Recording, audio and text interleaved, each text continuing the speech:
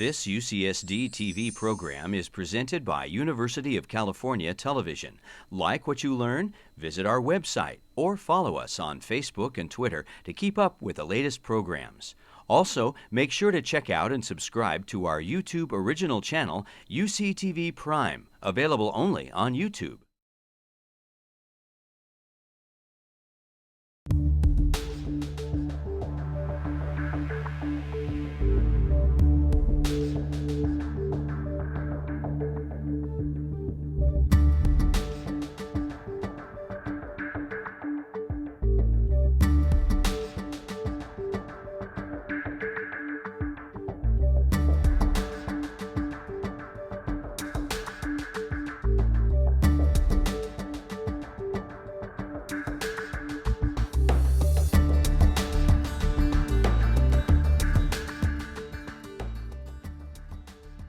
Good evening, everyone, and welcome to Art and Science, Science and Art. We have an oversold or an over-given away crowd tonight. Great to see everyone here, and I think you're in for a real treat. The treat begins by our being blessed with the presence of Des McAnuff, who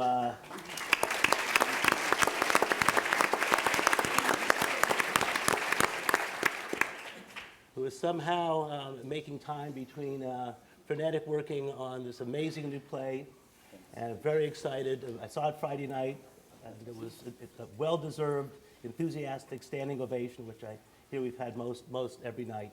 And I know, Des, you have limited time, so as moderator, Dan Einhorn, is the only time I will have any control over Des McAnuff's actions in the next, so 10 minutes or so? 10 minutes. You kick me, though.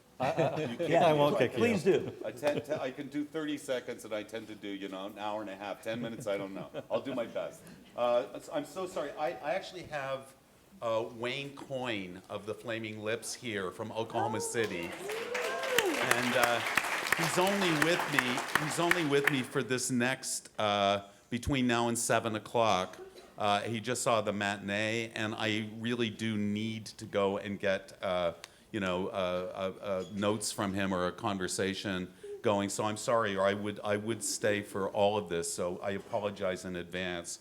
We had to stop the show this afternoon because of a technical problem. I feel like I'm doing a lot of apologizing, but I came across this quote: "The arts and sciences, essential to the prosperity of the state and to the ornament of human life, have a primary claim to the encouragement of every lover of his country and mankind." It's not Barack Obama. It's not Karl Marx. That's George Washington. So it seems to me that the conversation you're going to have today goes back to the roots of this great union, and I think there is a natural bond between art and science. So I'm going to do three very quick paragraphs and hope to make some feeble contribution to the rest of the discussion. First of all, in the theater we tend to be quite conservative about technology, and for that matter, science. With wireless microphones, one still gets an awful lot of complaining that we would be better off like the opera, not using any reinforcement at all. I think, though, if you parachuted back to 1949 and sat in a theater and heard the orchestrations and even listened to the great Ethel Merman, who needed no amplification, I think you would find it a very odd experience, because theater, in fact, exists on the shifting sands of time. It happens in the moment. We practice our craft in the eternal present. And so we actually do need to keep up with the technologies that our audiences become used to. And this started way back in Athens. The reason, and it has a direct correlation and impact on dramatic literature. You know, the reason we have these great speeches by Aeschylus and Euripides and Sophocles back in the classical age in Athens when these plays were written, of course they had these huge audiences. You know, that original theater was actually wooden and rectangular. The stone amphitheater came a couple of generations later. But that affected, of course, the style of the theater. That's the reason we had the multiple voices of the chorus to fill these. If anyone's been to Epidaurus, which will seat 16,000 people, so of course there's a relationship. Just fast forward to Shakespeare's time. Now Shakespeare started off, of course, proving himself as a poet, the upstart crow. He hadn't gone to Oxbridge, so they were suspicious of him. So at first, his early plays, he's drunk on words, and they're a little bit declamatory. And you can picture him in the theater at that point was called, of course, the theater, and you can picture those plays with the actors hurling the words around. But their struggle was to get inside. They wanted to move the theater inside. So after they carried that theater board by board across the river and made the globe, after that, they moved into the Blackfriars. And you'll notice in Shakespeare's later plays, psychology starts playing a greater role. You know, it's not as much about language. The language in The Tempest is very, very simple. But at the same time, he's employing masks. So we have Inigo Jones. Suddenly they can do all kinds of effects, and they're inside. They can use lighting. I think we've always had a relationship with technology and science in the theater. In the 30 years since I signed my first contract back in 1982, the theater has transformed tremendously. You know, we had no LED technology. There's an entire room on the second floor of the Playhouse that's dedicated to a whole series of offices. That was all lighting racks when I was first here. We just started with computerized boards. We had and that was all about saving, on labor. We were using the same old-fashioned instruments that they used in the 1950s. Now we have all these robotic lighting instruments and color changers, and it's a whole new world. And that's the palette that we work with. Those are our paints, and it comes directly from science. Two other just shorter paragraphs, one hopes, and he'll kick me if they're not. One great collaboration we had here was with the Institute on Global Conflict and Cooperation, a defense intellectual think tank that's here at UCSD. And we did a play, which some of you might have even seen, called A Walk in the Woods, which was about arms control. And it was a great play by Lee Blessing. But we got to interact with defense intellectuals and nuclear physicists, and in fact, our first performance was in front of 50, in the rehearsal room, I mean, defense intellectuals, and that's about as intimidated as I think I've ever felt. That was really scary. But, we went on with that play to do it for, at the Library of Congress for the Senate, and we were told by Senator Sam Nunn that actually changed votes on the Intermediate Nuclear Forces Treaty.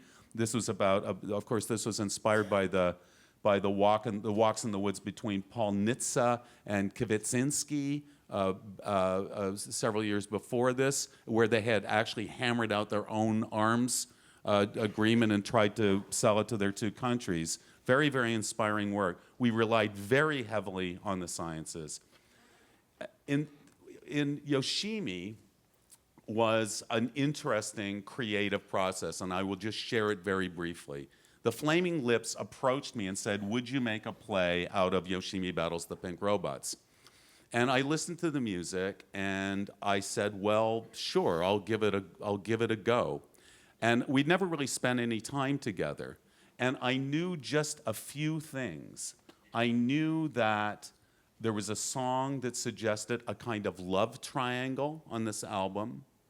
And I knew that there was this story kind of implied where a robot sacrifices itself and starts feeling human emotion. And it suggested a kind of an anime plot, a kind of a science fiction plot. But it was a sketch. Good sketch, but a sketch, not a real story. And then the most important thing turned out to be something that happened to the band. And what happened to them is they lost a friend. She died in Japan, a Japanese friend, while they were recording this album. And that inspired them to write the song It's Summertime. And they wrote it for her parents. And strangely enough, even though that had nothing directly to do with the album, I felt that their emotional journey and that the thematic content of the album had everything to do with this event. And so when in the car, I started, I think I got this from Irwin Jacobs, it's good to be doing some good thinking in the car. And you might come up with a great idea. And so I started playing the music over and over again, and gradually the story that's on stage took shape. And then I went back to Wayne, and we started working on that together. He was enthusiastic about it. I think that as in the sciences, sometimes it's about making a kind of intuitive leap. Sometimes it's not just about facts and figures and research. And sometimes it's about, it comes from another plane. And you have to, of course, I think, be well informed to have anything good happen to you that way. You have to work hard, you have to be diligent. But I think one of the things that we share in the arts and the sciences is we have a sense of collaboration. I think we share information, we share our thoughts, we support each other. I think that's absolutely true. And I also think that we require imagination and the ability to dream. And one thing that I hope you'll speak about a little bit is that it seems to me that we are joined together at the hip. When the sciences are not supported, the arts aren't supported either. And I think we have coming up in a couple of years the anniversary of the birth of the National Endowment for the Arts. It'll be its 50th anniversary. I, for one, would love to see the NEA step up to a new level. And I'd also like to see our country do far more in terms of supporting the sciences. We have so many deadly challenges ahead of us that it would behoove us all to make those intuitive leaps in really important matters. I'm going to leave you. I'm going to go to Wayne Coyne, and I hope you have a spirited discussion. Thanks.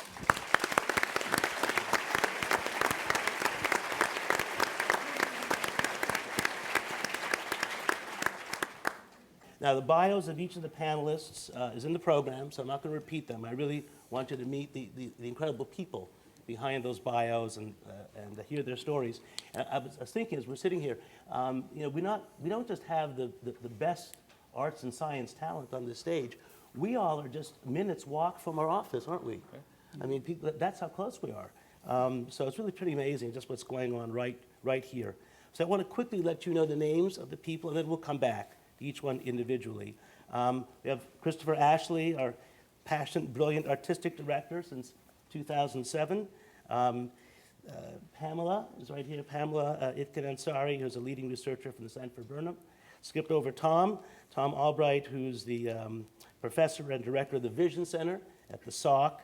And he has some really amazing stories. I realize you can help vision by refracting lenses, but you can help vision even more by refracting the understanding of what vision is. Santiago Horrigan is professor-in-chief of UCSD's minimally invasive surgery program and a pioneer in bariatric surgery. And to my left, a man who creates life in the test tube, Dr. Jerry Joyce. So Chris, I'd like to start with you. not just because you're the ruler of all that you see here, but because you are the perfect energy of activation. And so I'd love you to start. Fantastic. I'd like to start by saying hello to the people on the sides. We're usually really attentive to sight lines here at the La Jolla Playhouse. But in this case, we're a little bit hemmed in by, there's a set from one of the UCSD student productions with whom we share these spaces. And they were kind enough to let us use the space for the night. So hello, we'll try to turn and say hello to you once in a while. This conversation feels very organic here at La Jolla Playhouse, and we think a lot about the fact that we're making art in the middle of a real hotbed of scientific and engineering innovation. And I think what we do really rhymes with that work in the sciences, because what we do is really experimentation. Whether it's new plays, new musicals, or reconsidering more classic texts, we're really engaged in an iterative process of figuring out what the art wants to be and daring to fail in order to reconsider, rework, re-engineer, rewrite, restage, and hopefully end up having an even bigger success. Dan was just talking about the process of experimentation over at Yoshimi. I think some of you have seen it already. It's a piece I'm incredibly excited about, and it really embodies a lot of the things that I think we're going to talk about today. It's tremendously adventurous and innovative technologically. It's very much about sort of science, creativity, and the imagination. And because it is so complicated, we've, I think of the 6 performances we've had so far, only 2 have managed to run without a pretty significant stop. So really what we're asking our audiences to do, especially in these early previews, is to be able to tolerate watching us experiment.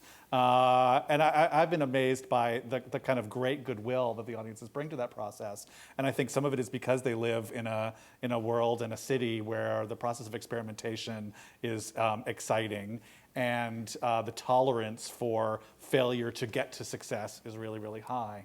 I think you might not know, as a not theater professional, which many of you are not in the audience, how long the process on some of these shows is.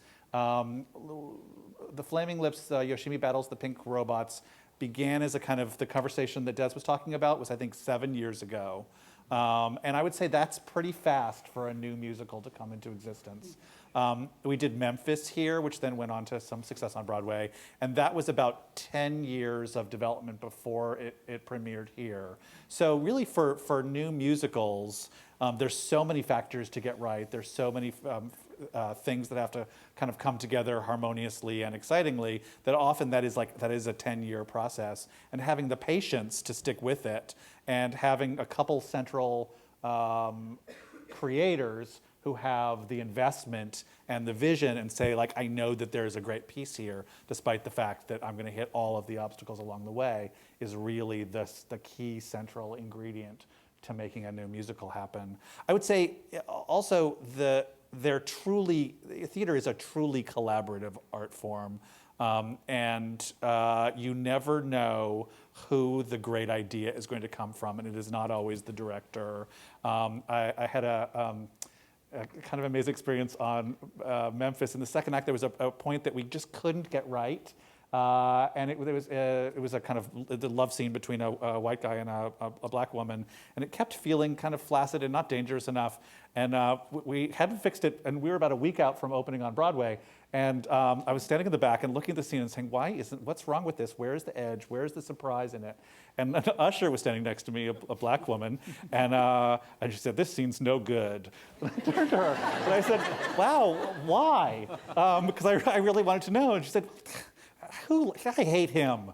She's talking about the white character. I said, why? And she said, well, does he think he's black? And he was like sort of being a big crusader, and she was so resented that he was sort of taking on for the black character all of this kind of political energy. And that went in, and I went to talk to the writer, and the next day, the big pivot turned into him saying, "When did I get blacker than you?" to the black character, and they had a real crisis in their relationship over the politics of black and white relationship, which completely was an idea that came from the usher. So you really in theater can never know where the intuitive leap that Des was talking about is coming from.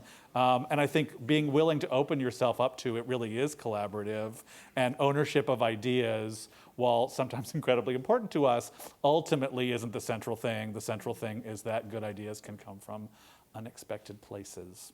I think that's all I want to say to begin. Okay, great, thank you. Pam and deference, I want to bring you up. So Pam is a rock star in my world of diabetes. She was also the reason we have these visuals outside as you walk in. I hope you appreciated some of the beautiful visuals on the pathway. If you didn't, please see them on the way out. And when I was struck walking into Pam's office, that she had these gorgeous photographs on the wall. They're out there, and they're life and death. You know, and they look kind of the same. The life is creating cells that make insulin to help cure type 1 diabetes. And she's really, really, really important in that space in so many ways. And the others are about death or killing pancreatic cancer cells. And I guess you're a rock star in that world too. So one thing that we share is we both got our inspiration to do what we do in the same place at about the same age. So I'm a little older, which is the Museum of Natural History in New York, which is a great place for inspiration. Yes, and one of the things I wanted to say in reference to your comments is that when I was a young child and went there and looked at that Brontosaurus the first time, what awed me was not that an animal this large could have existed. It was that this animal had roamed the earth. And that is why it was so important for me in wanting to be a scientist that it wasn't a replica. It was the real thing. And I know that we try to build replicas to bring art or science or anything to more people. But had that Brontosaurus at that time just been made of plaster to recreate the original, it would not have had the same effect on me. It was an authenticity that they brought to me. And it was the same when I went to the mineral exhibits, that you could dig and there really is buried treasure. And this is it. So, why do we stand in line for hours to see the real Pieta or the Statue of David? For me, it's not even as much about the beauty of it as to think of Michelangelo standing there and chipping away at that piece of marble or stone. So, and I think that's why live theater is so important. You could run Yoshimi one night and make a movie, and then everybody could see it. But why do we want to come here and see you do it? It's that connection to the authentic. I'd like to respond to that. I feel like in the world of new media, one of the things that happens to a theater company all the time is people start talking to you about, why don't you make the jump over into, like, get online and film yourself and do a web series and disseminate the work kind of worldwide and virally. And what you're talking about always seems to me the limiting factor there of what we do requires an authentic live personal experience. And if you take the live moment out of it, the hands-on, the like emotionally connected, you're in the same room, and the communal experience of all of us in the same room, it's not theater anymore, it's something else. And Pam, for me in the museum, it was the size. It's something that... Well, it's true, size matters. No, but I think it's very true. It was so massive, and when you think of us being children and being so excited, it was the huge dinosaur and the shiny minerals. And it's only later that you can appreciate things more subtle, like a cancer cell, right? That don't scream out at you. So Santi, maybe I'll bring you up next. So when Dr. Horgan did the first appendectomy through someone's mouth, he called his father, who's a surgeon in Argentina, and excitedly told his father what he had just done, to which your father said, Why?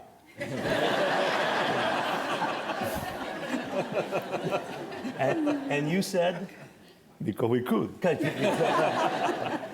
But it is amazing to be the first person in the world to imagine doing something and then to do it. And when I was talking with Santi about this, he said something that really struck me, that when you accomplish something like that, you not only change what's possible to do, but it revolutionizes how you think. And I thought that was very profound. So, Yeah, so the day that we did that operation, and Mark Talamini, who is the chairman of surgery, was also there in the operating room, we look back and we say, okay, what have we done and now what? Because it really changed our thought process that things cannot be done, and really open an entire new world of things that we are not doing, and start thinking totally out of the box. And I grew up with a dad who was a surgeon. He always taught me the bigger the scar, the better the surgeon. and that's how I grew up, you know. And I remember I was a kid, and one of my friends had a big scar in the abdomen. I said, who did that? I mean, it was super big. He said, your dad. and I was shocked that day. And I think that we always minimize the impact of those things. And now that we can remove organs or an appendix or the gallbladder and be like a scientist, in and out, without nobody knowing that we did the operation, it changes. You know, when we see patients and we look at scars, we know what operation they had, and now they don't. So it's kind of, in a way, it's also art, but it's what you guys were saying earlier. You need to think totally out of the box, and if we continue thinking that an operation is done with a big incision, things will not change. But now, technology really has impacted very much surgery, and will continue to impact surgery. So part of the art in what you do is not leaving a mark. Not leaving a mark. Be as clean as we can. Minimalist art. But you know, it's minimalist art. That's why my wife has a minimalist home. So Jerry, let me call up Jerry. Jerry Joyce is one of the very few people who was invited, I think maybe the only person invited by the Vatican to answer questions about the origins of life. There had an audience with the Pope as a part of that. And he'll tell you a little bit more, but just imagine creating molecules in a test tube that replicate, so they're essentially immortal, right? They'll live forever. And they're capable of evolving. That sounds a little bit like what God does. No. And so, well, of course, that's what the BBC said about you too, and a few others. But I mean, just imagining doing that. And by the way, there are some beautiful cryo-electron micrographs out there that show. And so maybe you can tell us about some of this this work you're doing. Okay, but let's bring this down a little bit. His work. Night of the Living Test Tubes or something like that. Okay. Vampire test tube. These are just molecules, Dan. These are just molecules, and we're just biochemists. So I come from a land called Scripps, not Scripps Oceanographic, which you know about, not Scripps Memorial Hospital, not Scripps Clinic, the quiet Scripps Research Institute. It's a biomedical research institute up on Torrey Pines Road, the largest, quietest biomedical research institute in the country, a private nonprofit biomedical research institute in the country. And we make molecular robots, I guess, that make more of themselves. That's what we do. I haven't seen Yoshimi yet. I'm really looking forward to it. And I was thinking about, why are robots so cool? I mean, they're not just machines. They're machines that take on, human characteristics. And what makes a molecular robot cool is if it takes on biological characteristics. So what would be the most amazing thing you could imagine that a robot could do, whether it's a robotic machine or a robotic molecule? I think the most amazing thing, let's think about a robotic machine, would be if the robotic machine could make more robotic machines. And at the very end of the day, what it did was it took the program that it ran on to make robotic machines, and it copied that program and put it in the progeny robotic machines. And they did the same and the same and the same. And that's what we do with molecules. Now that sounds, I don't know, a little sinister or something. And it's not like I was summoned to the Vatican because there was anxiety. It was more just, it was the previous Pope, who was a little more open-minded to things like Darwinian evolution and origins of life. Although he was, when I said, my wife Nancy and I were there, and he said, so where are you from now?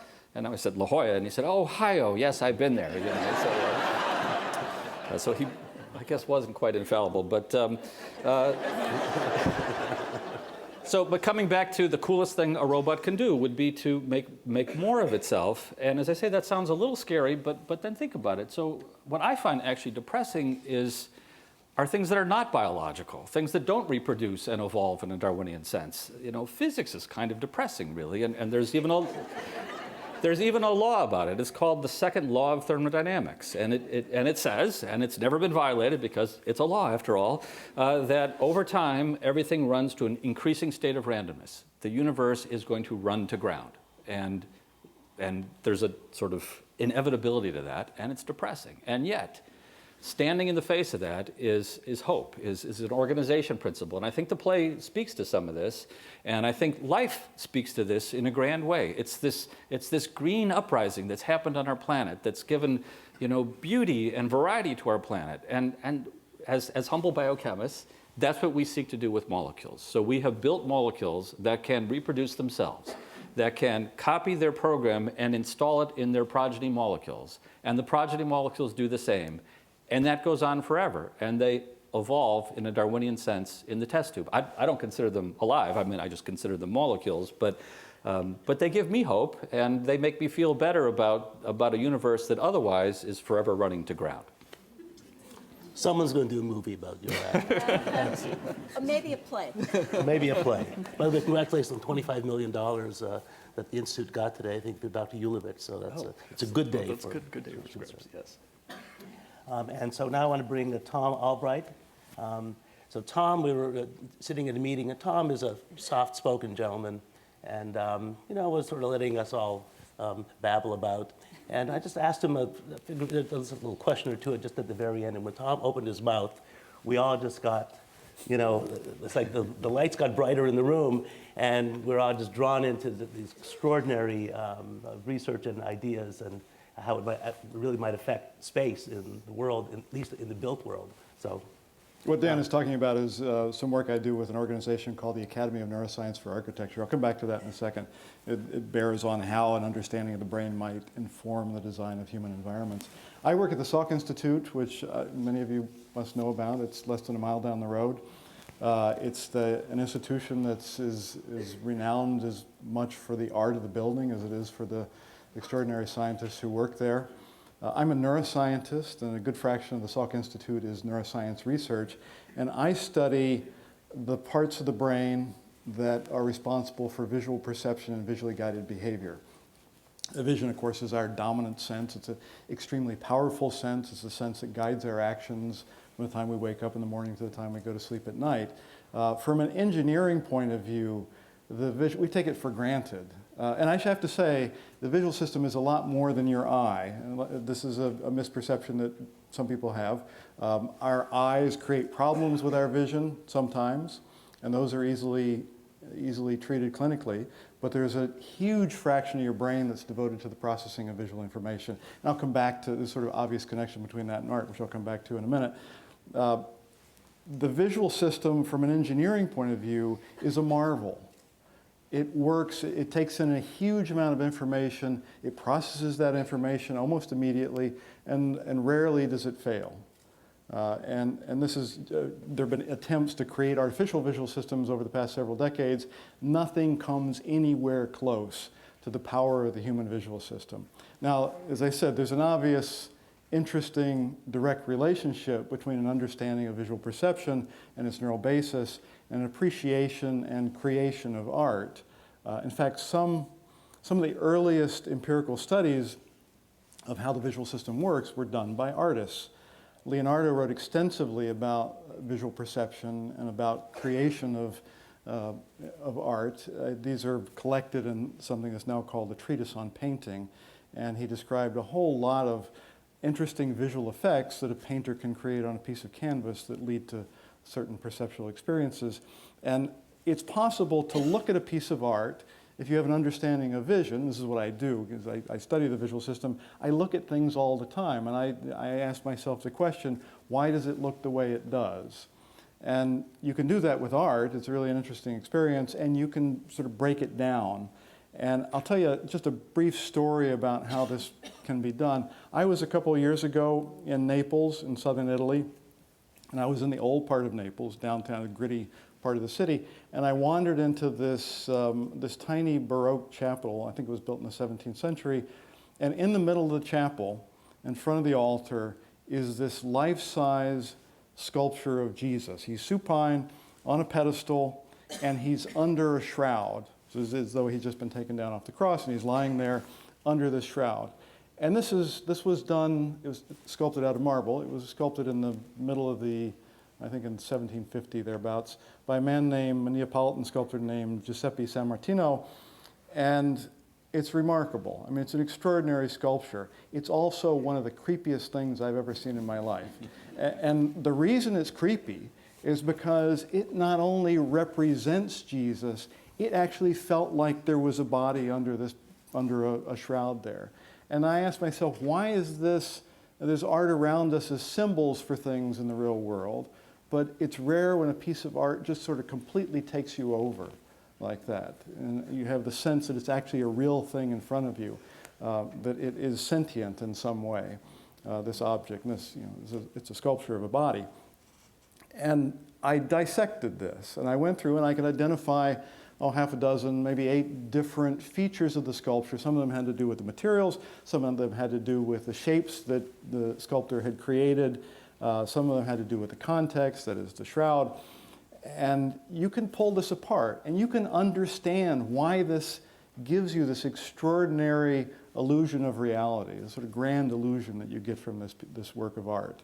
Now, this is, you might say, well, this is a little bit like giving away the magic trick or unweaving the rainbow. And that's true, but on the other hand, it gives us a better appreciation of how we might create works of art that have that powerful impact on us, and also gives us a better understanding of what the brain does when we're experiencing these things. And Tom, you work in a space that is an architectural marvel, and it'll be one of the first such buildings. Maybe you could tell us a little bit about that and how you think it affects people, the collisions that happen in the building. This is the Salk Institute, of course. The Salk Institute, which, if you haven't seen it, it's right down the road. It's considered possibly the most important piece of architecture in the state of California. It's an extraordinary building, and to work in it is absolutely a delight. And those of us who work there feel that the building itself facilitates, and I'm not talking about, I mean, there are sort of practical aspects of that facilitation, like the pipes run in a certain way that makes them easy to access. But there's more to it than that. The building brings out something in people by virtue of the way it's designed. And this raises a larger question of how buildings are capable of doing that. And as I said at the outset, I belong to an organization called the Academy of Neuroscience for Architecture.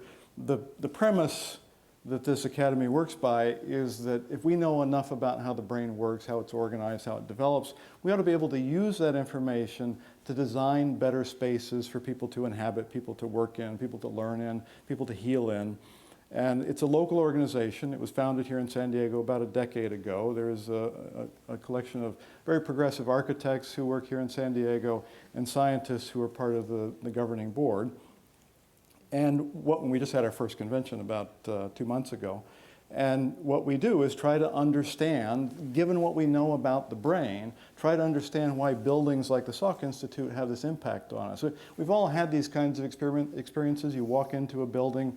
The first time I went to the Cathedral of Chartres, it was extraordinary. Or I went to the Taj Mahal. And why do these things do this to us is the question. And we're beginning to understand, and you can see where vision comes, or understanding of the visual brain comes into this, because if we have that kind of appreciation for how the brain works, we can begin to understand why a piece of architecture has this effect, and moreover, take the next step, which is to advise an architect about how to build a better building. I mean, there are lots of practical applications. For example, a big issue is how to build a better school for primary children, primary learning school. I went to a conference actually in Venice a couple months ago in which we discussed this as an effort on the part of the British government to identify schools that are better for learning. And so you can ask, well, do you put the windows in a certain place? Do you paint the walls a certain color? How do you do it? And so this is, again, just a conversation that we're starting to have now between scientists and artists in the form of architects. I have to say, I think Salk was one of the first to think that scientists deserved beauty as part of their work and could find inspiration in that. I know I almost didn't become a scientist because I thought I'd be working alone in a basement for the rest of my life with no windows. And I think that really was the case for a long time. And I'm now at the Sanford Burnham Medical Research Institute, which is a wonderful institute of basic science and moving things along translationally. And I think that it's this collaboration on the Mesa of really sharing and understanding that scientists need inspiration, and some of it actually comes from the beauty around us. And I think that didn't used to be the case. So as the artistic director, there are a lot of skill sets that go into success. And maybe you could share with us some of those skill sets, because I think that there's some sharing of that and some of the ways that we're perhaps able to help each other. Well, I mean, one of the great gifts of being artistic director is you get to invite great artists into your spaces, into your institution, and try to create an environment where they can do their most exciting work. And that kind of invitation process, the choosing and then the supporting, is sort of central to what I do.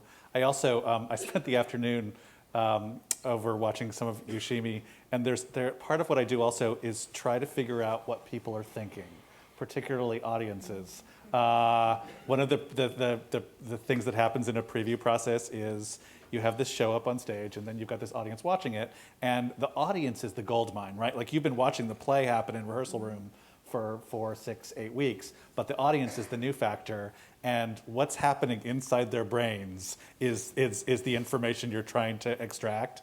And with comedies, it's easier, right? Because they'll laugh or they won't, which is pretty objective. With serious material, it can be really, really hard. You can pull them afterwards, but that's not really information you need. You want the dynamic, moment by moment, how are they receiving this play, what's working, what's not. You get really attuned to, in a really successful, serious moment, there's a particular kind of quietness that happens in a space. That's about everybody all the way focusing. And it's a higher level of focus that happens in kind of casual watching where everybody's invested suddenly. And I think some of it's cultural too. I did a comedy in Germany, and they don't laugh in Germany ever. There's no laughing. And I was sitting next to the artistic director who was German, and I said, "How do you know it's working?" And he said, "Listen for the murmur." And I leaned forward, and whenever a good laugh would happen, a good comedy line would happen, all the people would say, "That is very funny." You just had to listen for the everybody murmuring to each other. So, I think one of the really satisfying things about running a theater is there is a real science to it, and there is a real art to the picking, and there is a real psychological, really almost kind of therapist aspect to it, and it really uses it's the roundest job I can imagine. It really uses all the parts of left and right. I wanted to say something about that. I think as a scientist also, our work almost doesn't exist until we present it to our peers. And in fact, we're looking for that same reaction we have our own sense of what was important to do and whether we took a good approach, but it will actually be judged by others. Even though we do have a special moment when we know we might be the only person in the world who knows something, or the only person in the world who's seen something, and yet it doesn't really exist until we share it and see how it's received by others. That was one of the big aha moments for me. We had a pre-conversation, about almost a week ago, was how much performing you guys do. Somebody said, "Are you nervous?" And you guys started to talk about how many performances you had given, how many speeches, like how often you had been on a stage, and it was much more than me. So I was just into the performance aspect of science. We were naked without PowerPoint. So, Exactly. That's good. Yeah. So another thing that I was impressed upon me was this gestation of projects. So by the time you guys are presenting something, you've been working on it for, decades in some cases, certainly many, many years. And so you have to sustain, obviously, interest. You make mistakes here and there, but you got to keep it funded the whole time too. And we've had careers in one type of funding environment, and I don't know that the current and the immediate future look the same as the last 5, 10, 15 years. So I'm wondering how that might affect chances you can take, projects you take on, the scope of building or contracting. Well, Dan, and the other challenge on top of that, and this is kind of Pam's point, is that it isn't just making the discovery. You want people to understand that discovery and react to it, okay? So, and it may take many years, a decade, to get to an important result and try to keep the funding going during that time and the personnel and so on. And yet, when you present that to an audience, they want to know what's new. What did you discover? What new data came in, and what new conclusions did you draw since I heard you speak last? Right? And so I think, as Pam said, there's that aha moment, and that's a lot of fun, but then there's the communication part where it comes to others, and then there's the part, and I don't know how this plays in a theater audience, it's not just that they react, or in Germany go, but then what do they take from that, and how do they propagate that transfer of information from the discovery to the audience, to then how the audience influences other people. So we've got to maintain that sort of currency. At the same time, we've got to do these longitudinal research programs to actually keep moving forward. We started doing robotic surgery and we're talking about robots today, and we are doing robotic surgery to treat cancer in many areas. Is a robot in front? Is a robot out there? I think that there should be a robot somewhere, Da Vinci. And this started in 1999, and the goal was to develop a system that could be placed in Mars or in the Moon, and you could operate from here. And that can be done today. We can operate from San Diego and have the robot sitting in Japan or Argentina. But it took around 10 years of constant harassment to me and other peers that were doing robotic surgery from the medical community. Why are you doing it? The same question my dad asked me. Why? And we have a great idea, we developed great operations, but it took a long time, 10 years of frustrations and go into meetings and sometimes being attacked. Like it's happening now. If I tell you that we remove the gallbladder from the vagina, many of you are going to say, what? Why? No. And we have to go through that process of really making people understand that, surgery today is also art, that we have to think out of the box if we want to evolve, and we want to change it, and it takes time. You do it one time, but then you have to repeat it, and every patient is a new canvas, because every patient is different, reacts different. The anatomy is not the same. It's not what we see in books. It changes every day. The most happy moment for me when I go to the operating room is when I finish, because I'm stressed too, and because it's going to be different. It's a Pandora box, and that's true for art. It's always a Pandora box. A new play is a new audience, and you don't know how they are going to react. And that happens to us, believe it or not, in the operating room. And what's the name of your robot?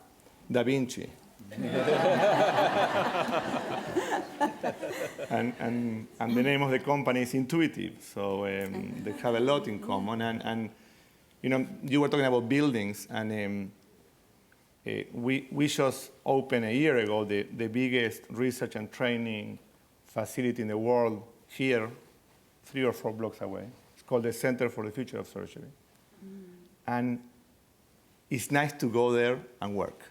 It feels great to invent, to think out of the box. And I think that it's the combination of science and art. The building plays a very important role in us being able to go there every day. You know, that idea of having to maintain the interest, the funding, everything for so many years, one of the issues that makes that so difficult is that everybody would agree right now, oh yes, we want to fund someone to make new insulin cells from stem cells. But the reason that that was possible is because hundreds of us were studying pancreatic development over the last 40 years to figure out what factors and in what succession the normal pancreas is formed. And that's what would allow a company to now try these factors and create 5 months of gestation in 14 days in a dish. But somebody had to fund the 40 years of research to now get us to a point where we can think about translating it. And we have to keep that in mind. I hear a phrase all the time, patrons of the arts. I want to hear patrons of the science as much. Because very sadly, many of us have considered stopping what we're doing because we're spending about 80% of our time looking for funding instead of doing science. And that's really quite sad. Yeah. But I'll stop now. No, but that is the new reality, and there's still these tremendous expectations to keep coming up with new ideas, and yet the capacity to generate them has really changed. Certainly has changed in clinical medicine, and again, the Playhouse has had an incredible run of success, and God willing that continues. But again, we're able to live off that for a while longer, but that, all the funding sources are a challenge. So we'll look up at the audience, at our funding sources. And it's just past 6 o'clock. And so I don't know if you want to bring the lights up a little bit and let you in now officially on the conversation. I don't think I got any cards in the meantime. So if people have a thought or a comment, just raise your hand and Mia, we have someone? Oh, there we go. Can we bring a microphone down? Thank you. You shouldn't have to shout. Thank you. Thank you. Dr. Joyce, I'm curious, do your molecules mutate? They do that, yeah, all by themselves. So, we don't take credit. We're not the creators of these molecules. They just are immortal themselves. They reproduce. They mutate occasionally, not too much because then the information gets lost, but just enough to kind of explore innovation. And those that do the best take over the population in a Darwinian sense. So could they evolve past the design that you started with? They do evolve. They evolve, on our benches in the laboratory. Yeah. That's why we're going to make that movie, or that play. And I'm sorry, we have trouble seeing you from here, so.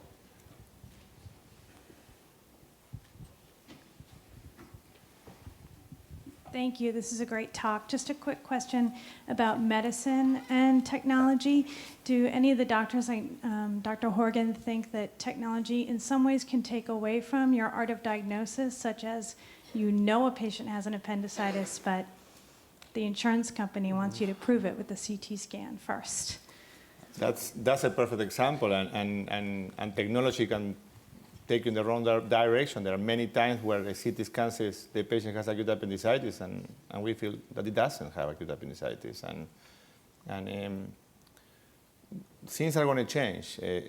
Technology today is part of the operating room, it's part of the hospitals. We have engineers constantly coming to the operating room to see how we can improve everyday things. But funding is an issue, and it's going to be more of an issue in the years to come. And that's something that we need more patrons, I guess. Thank you.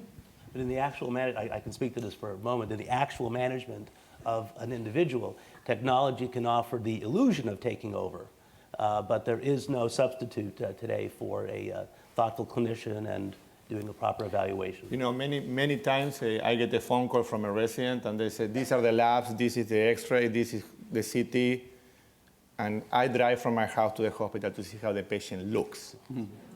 Because it's more important the way it looks than what the numbers say. So sometimes technology can guide you in the wrong direction. That's very true. One thing, though, you know, now I have a daughter in medical training, and they call it evidence-based medicine. And I think really what they're trying to do with the technology is to say, when a doctor who's practiced for 40 years has an intuition about what's really wrong with the patient, what does that mean to have an intuition? To me, it's still just data, but it's small bits of data that have been threaded together over a lifetime.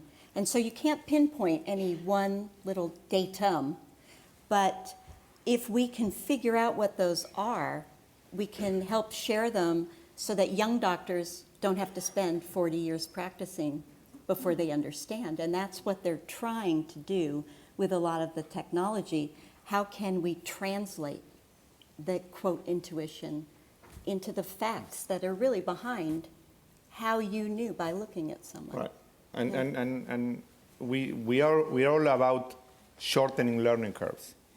Exactly. Something that happens to me in the clinic is patient will come in and will say, how many operations have you done? But that patient doesn't ask the pilot, how many flights have you done? Because we know that technology was able to give him the learning curve very quickly. And I think that's where technology has a lot of future. Clearly, that's why we opened the Center for Future of Surgery to flatten those learning curves so we can bring more experience faster to everybody. I don't know whether this has a corollary in science too, but I feel like one of the things that you do in theater is try to find a mix of the really experienced people who have done a lot of operations on stage, and new voices, people who are bringing something sort of unexpected into the world, and a voice that hasn't been heard, and often that's the word often used in theater is emerging voices, and that kind of mix, and trying to give enough permission, resources, and voice and stage to the sort of emerging voices as well as the master craftsmen.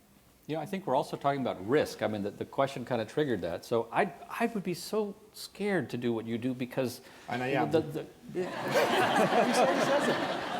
And that's why the best part is the end of the procedure, because the risk period is ended, you know. And then in the Playhouse, I mean, you know, it's always a balance, I would think, between really laying an egg but putting yourself on the edge. In science, I feel like, although because of funding situations and the need to perform, you know, we are more risk averse than we used to be. We really need to be able to fail in science. I mean, you know, I like to say to my students, and they don't like to hear this, that the best experiment is one that has a 50-50 chance of succeeding, because you get the most information that way. You're flipping the coin, you know. But you can't do a 50-50, and I don't think the Playhouse can do it. So. They will not approve that. But what we can develop as well as funders is actually an audience that has a high risk tolerance, right? Like that's over time.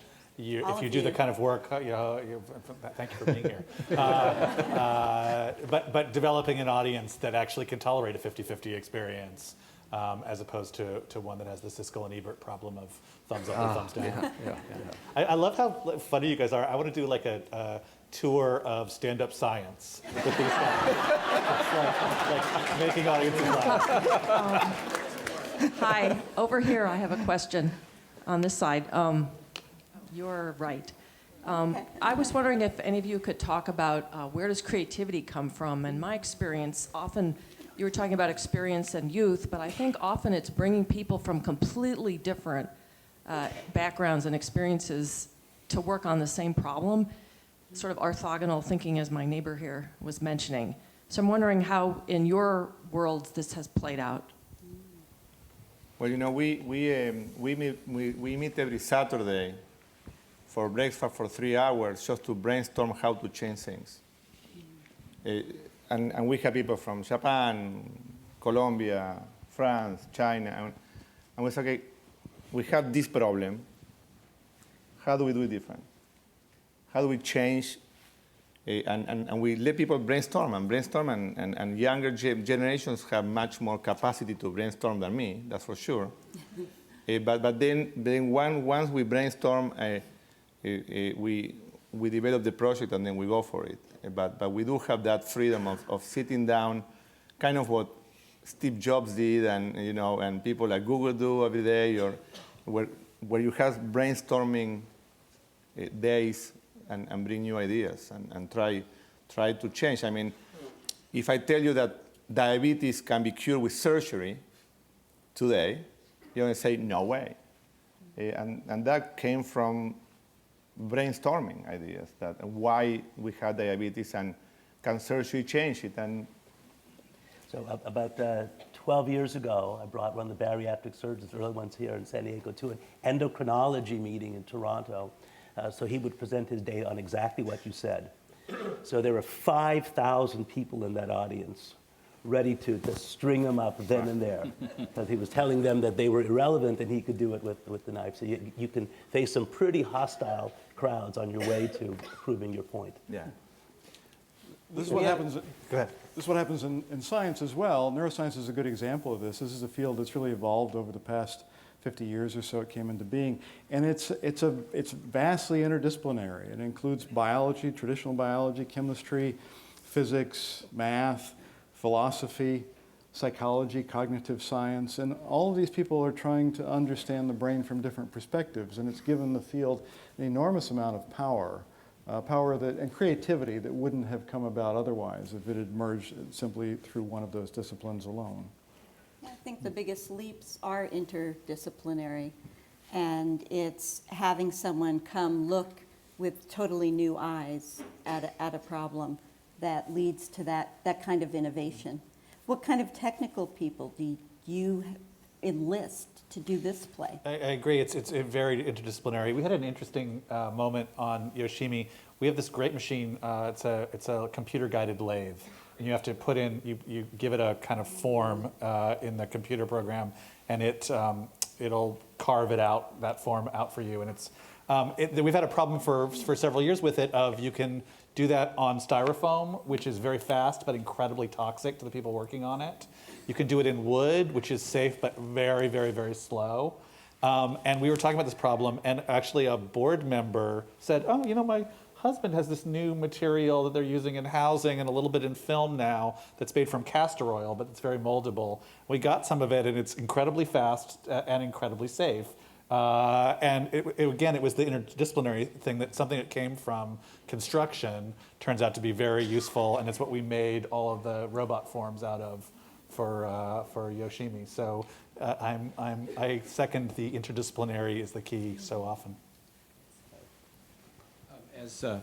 As public citizens, we're looking for return on the ways in which we fund research. And one of the things I've noticed is there's a lot of people asking for ways to continue the research in so many different areas.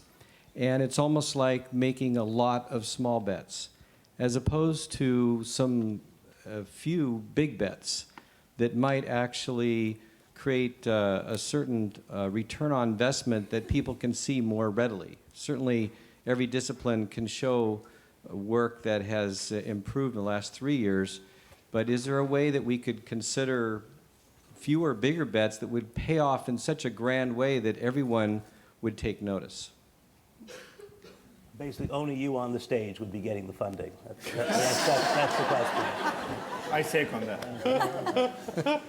You want to comment? I mean, it's a very important question. Picking who can move the ball the most. But they did this in physics, and now physics is too expensive. I mean, they focused on grand projects like building these superconducting supercolliders, and they're now too expensive to build. And so a lot of physicists are actually out of business. The science at the Salk Institute, which is what I can speak to, is mostly relatively small labs. These are labs that are focused on big problems, but they're not. There is a genre of science which is sort of empires, a whole lot of people that are focused on a single problem. And we found at the Salk Institute that model just isn't optimal for us. So maybe the Genome Project is a good example of something that took that kind of resources and has changed the research many are able to do now, because we have the entire code of the human genome. But it's whether or not we should focus on just that kind of science. That's the question. Okay, I'm going to go all Darwinian on you here, because I think there is a Darwinian answer to your question, which is, you play it based on fitness. So you don't want everything to survive, because then everything survives and the landscape is full of losers. But you don't want the one winner to win, because suppose we put the big bet on the dinosaurs, as inspiring as they were to you guys, because if the environment or knowledge as it accumulates changes in some dramatic, say, asteroid-like way, then that was a dumb bet. So it's actually a mix of that, and life on Earth does that. It bets on both the big and the small, but it bets in proportion to fitness. The more fit a given play being a species, is, the more progeny it produces, the more it gets to play into future generations. And how do we do that in science? We have something called peer review. So we don't have some person on high make the decisions, and we don't let everybody practice at equal opportunity, no matter how good or bad they are. We actually trust tough standards of peer review to score the fitness of individual ideas and projects, and then bet accordingly. And that lets big bets and small bets be played in proportion to their fitness. So there's my Darwinian answer for you. Yeah, no, that's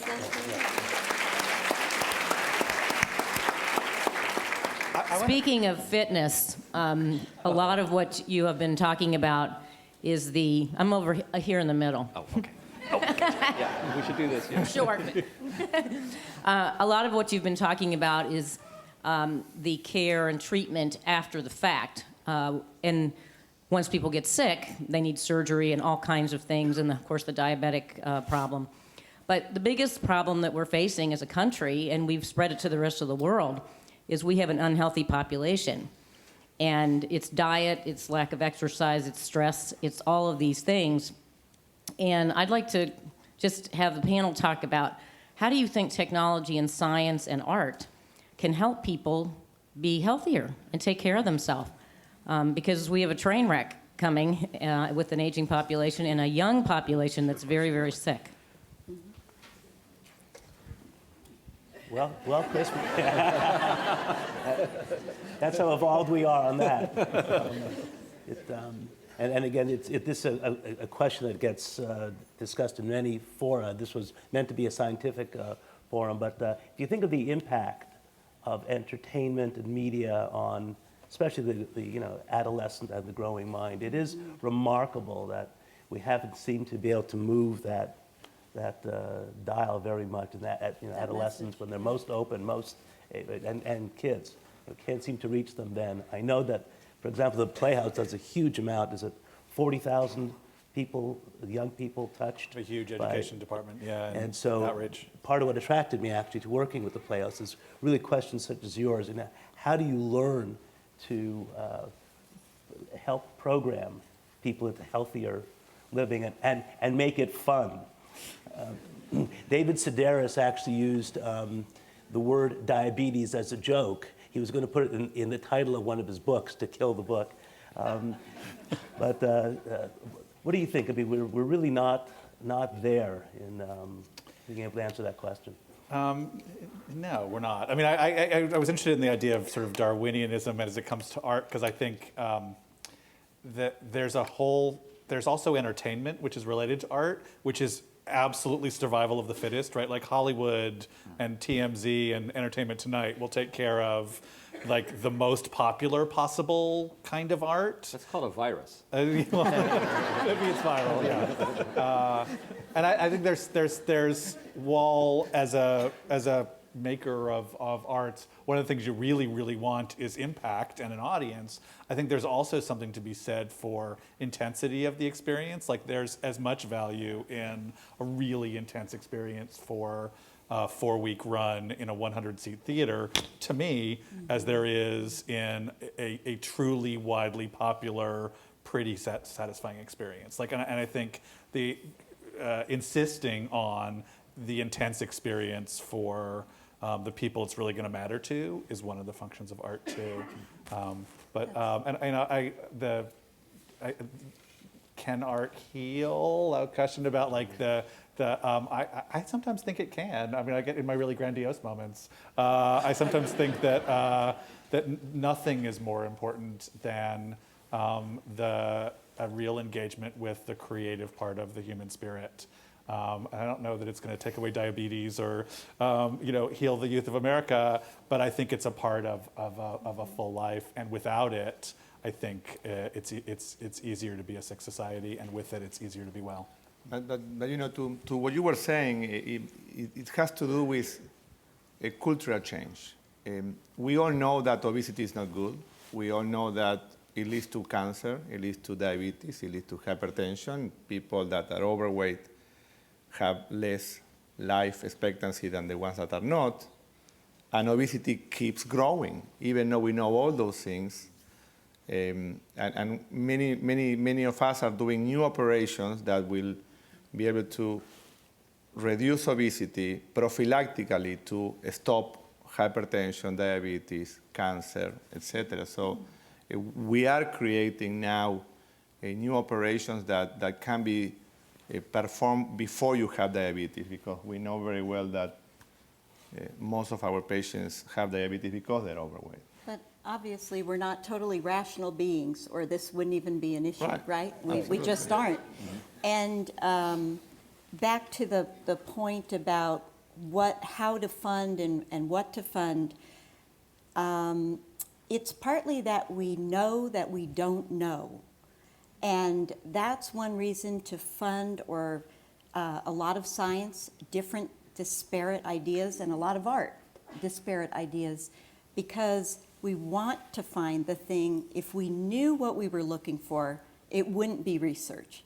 And so we want to make sure we keep that door open artistically and scientifically also for new things nobody did think of to put a bet on, so that we can all be moved by that. But I have a question for my colleagues about what drives us, because for me, I think there is a downside to passion, that it keeps you extremely busy, and that if you spend all your time looking at a microscope or a telescope, you can miss what's right in front of you. And for me, it's very clearly a desire to leave something good when I'm gone. So I did 2 near-perfect biological experiments, and one of them's in the audience. But I wonder, for the rest of you also, if it's really got to do with mortality. And I envy people sometimes who think, just be. Whatever you are, it's good enough. And I think for most of us, what we are isn't good enough, and what we have done isn't good enough. And it's a passion, but it's a pressure. Theater is the most temporary art form, so if you want to be in it to leave something behind, it's the wrong place to be. It comes and it goes. But trying to live your life and explore the world in the most vibrant way possible, and trying to be a part of a community that together explores and feels as intensely as they possibly can, is why I'm in it. I just couldn't do anything else. It's a program to do exactly what I'm doing. We only have a few minutes left, and please. 2015 is as Des mentioned, is the 50th anniversary of the founding of the National Endowment for the Arts. It's also the 100th anniversary of a century of creativity here in San Diego. I, as an audience member, certainly appreciate this type of a venue. I was just wondering whether or not there might be a way to go and get funding for the National Endowment of the Arts, and also the city of San Diego with their increase of penny for the arts, to put on a series of vignettes kind of celebrating the creativity over the last century, and including now, in 2015, or leading up to that. Something to consider. Would you write the grant? I'd be happy to work on it. It would also be something to have a photograph of what this mesa looked like 100 years ago. Yeah. It's quite different. I just want to thank you all. As each one of you spoke, my brain was worrying, and then the next person spoke, and it was worrying and worrying and worrying. So I just want to thank you all, because you really have created a lot of thought. But one of the speakers, the one, I just really wonder, it really is a marriage of art and science and engineering when we talk about architecture and a building and how it affects the people inside. I wonder if you could give us a few examples of what you mean, how your building has helped the people inside. People have asked me this for years, and it's a common question for people who work at the Salk Institute. They're simple things. Having lots of natural daylight makes a difference in your mental processes. Having high ceilings reduces your stress level and so forth. But those are superficial. There are presumably deeper facets of that environment that have an impact over the way we work and the way we think. Is a practical issue, which is the Salk Institute. If you've been there, you may know that each floor is 16,000 square feet of undifferentiated space. That is, these are concrete floors that are suspended from the outside. And that means that there are no walls between laboratories.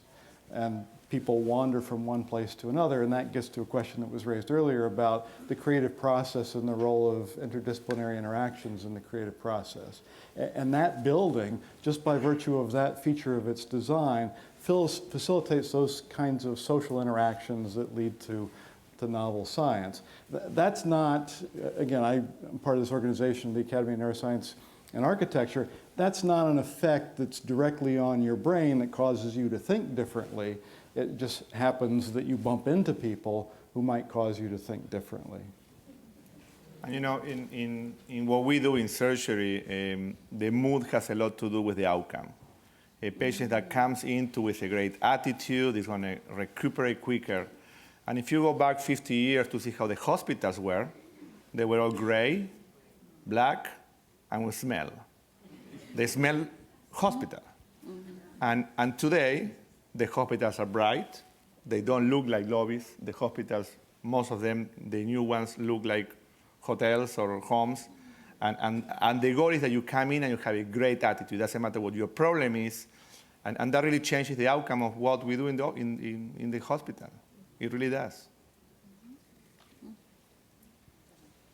Right. Yeah, right here. I was thinking about the youth as well, in regards to their apparently declining interest in science and maybe the arts as well. We have trouble keeping our kids motivated with their piano lessons, for example. But I'm wondering if this kind of discussion, this kind of merger between science and the art would build their interest, like if it were to happen in the classroom, obviously at a lower level. But what do you think, how can we get them more interested in these subjects? Well, that actually gives me a chance to say, for those who couldn't be here tonight, it's being filmed by UCSD TV, so it's on UCSD TV starting within about a week or so, and it'll be up on YouTube, so it's going to live forever. And so it's probably where the kids are going to end up seeing this, if at all. But it's a really good point. I think science can be explained on any level. Exciting science. We have children come to the labs to get inspired. We go to schools and talk to them, and it's just getting rid of the lingo. And I wouldn't understand what an engineer's saying if they used the lingo of their trade. But if I tell you that I'm interested in a bag that will hide cells from the immune system, a 4-year-old can understand that. And we want to put that bag in your body so that those cells will survive and your body won't fight them. And I think you're right. I think we could be doing a better job. We know how to bring art to children. I mean, we don't fund it well enough, but we know how to do it. But you're really right. We could do a better job with science of showing them what's exciting, because if they saw stem cells beating in a dish, they might all want to be scientists. And of course, there is the Museum of Natural History in New York, and it's certainly Take him to New York. take them to New York. Well, we have our own museum too, which is also very nice. Yeah, we do. But we don't have dinosaurs. So we have time for one more question. There's been a question up here for a while. Maybe I've missed it. We have to stop shortly. I apologize. Okay, please. Who has a mic? Yeah. I'm here. Okay. Go for it. Yeah, I mean, everybody can hear me, right? Yep. Yeah. Yeah, no difficulty. There you go. It's terrible that this is the last to go. I can't be covered. Oh, thank you. I'm kind of curious because the conversation has been absolutely fascinating, and the idea of art and science, but it also implies artists and scientists. And what are the analogies there? We've heard much, always, about the starving artist. Are there many starving scientists? Yes. Yeah. Good. But I'd like to answer in one way that it's very similar.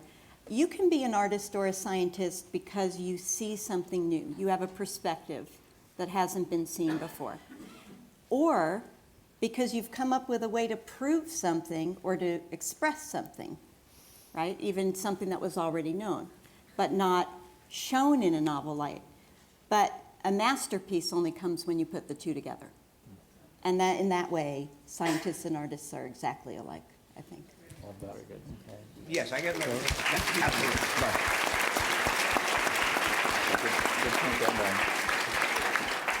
My question is it's much more, I guess, related to psychology than anything else, because there's a very famous remark that Bert Lahr made one night when he finished the performance, and he came into the dressing room and he said, "I died out there tonight." Oh, you know that? No, I like it. No, I thought maybe you knew it from experience. We do know it from experience. Yes, that's what I mean. I mean, is it the same? Is there that same kind of passion, discouragement, devastation? I mean, that's devastation. I died out there tonight. Yes. It is, you know, when we do a new operation that was not done or is your first one, my wife is there. She can tell you, I go home and I'm dead. Dead. Good. Because of the stress level, because you are dealing with a life, it needs to do well. And you, many times we say, we died in the operating room today, or it took me 3 years of my life. Yeah. So the analogy is complete. You should talk to my graduate students. Yes. Failure is something familiar to all, Yes. and it hurts. Yes. But the more that you explore and you don't have a roadmap, the more you are likely to have those moments where something was an utter disaster.